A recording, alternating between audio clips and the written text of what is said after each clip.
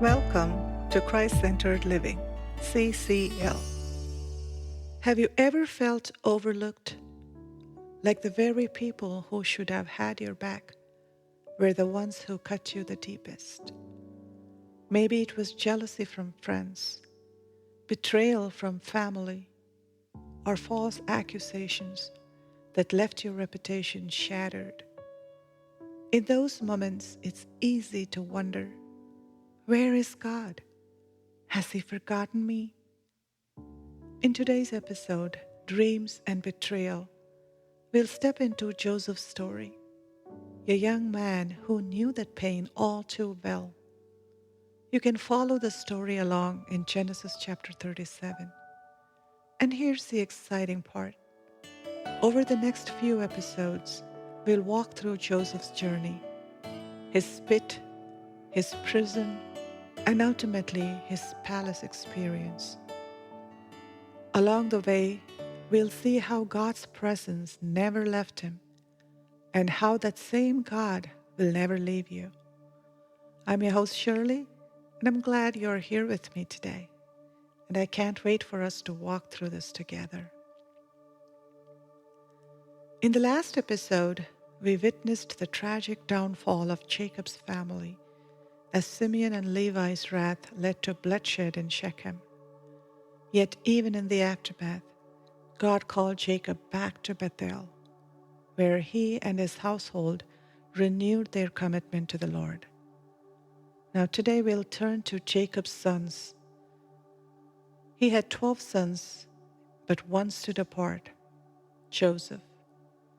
Joseph is the son of Rachel, Jacob's beloved wife, and he was his father's favorite. Jacob's affection was unmistakable, shown most clearly in the special robe he gave Joseph, a gift that only deepened his brother's jealousy.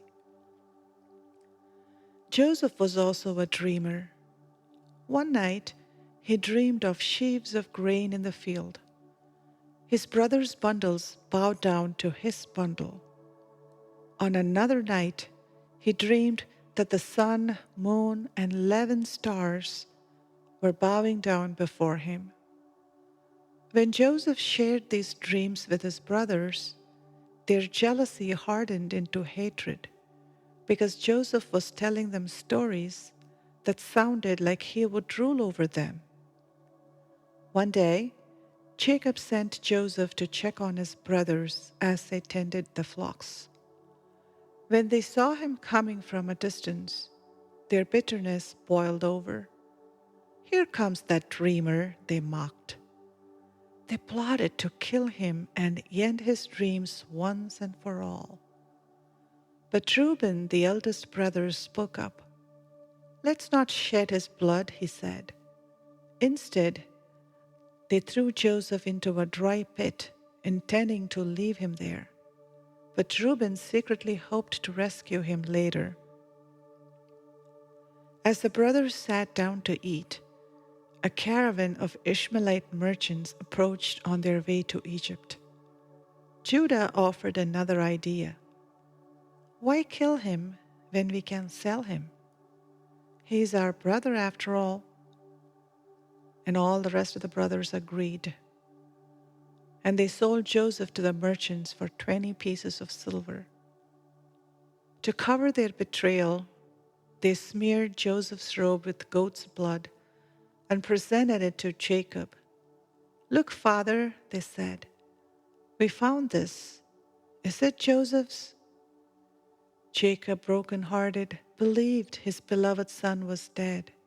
He tore his clothes and mourned for him for many days. Meanwhile, Joseph was carried to Egypt, and he was sold to Potiphar, an official in Pharaoh's court.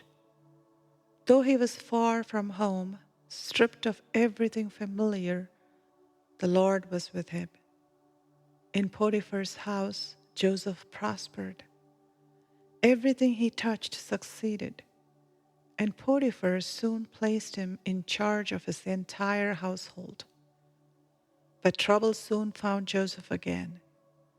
Potiphar's wife, wicked and deceitful, noticed Joseph's handsome looks and strong build. She tried to tempt him into sinning with her, but Joseph, a man of integrity, refused. "I cannot sin against God and my master," he told her firmly. Angered by his refusal, she lied to her husband, accusing Joseph of behaving dishonorably towards her. Potiphar, outraged by the false accusation, had Joseph thrown into prison. Yet even in chains, Joseph was not alone. The Lord was with him in prison. He granted him favor with the jailer, who placed him in charge of all the prisoners. Betrayed, abandoned, and falsely accused, Joseph's circumstances seemed hopeless, but God's hand was still at work. Dear listener, Joseph's story reminds us of a powerful truth. People can strip away your coat, your position, or even your freedom, but they cannot take away God's presence or His purpose for your life. Maybe you faced betrayal or felt like the ones closest to you turned against you. Maybe lies have damaged your reputation, or circumstances beyond your control left you in a place you never expected. Joseph's life shows that no pit is too deep, no prison too dark for God to reach you. His brothers thought they had destroyed Joseph's dreams, but they could not stop God's plan.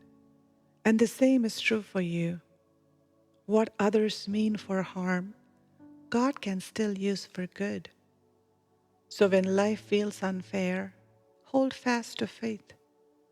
Trust that God is still writing your story, even in the waiting, even in the struggle. His presence is with you, and His plan is greater than what you see right now. May you find hope in knowing that God has not forgotten you. He is with you in every season, guiding your step towards His greater purpose. Take courage, for His hand is on your life and your story is not over. I'll meet you in the next episode. Until then, God bless you.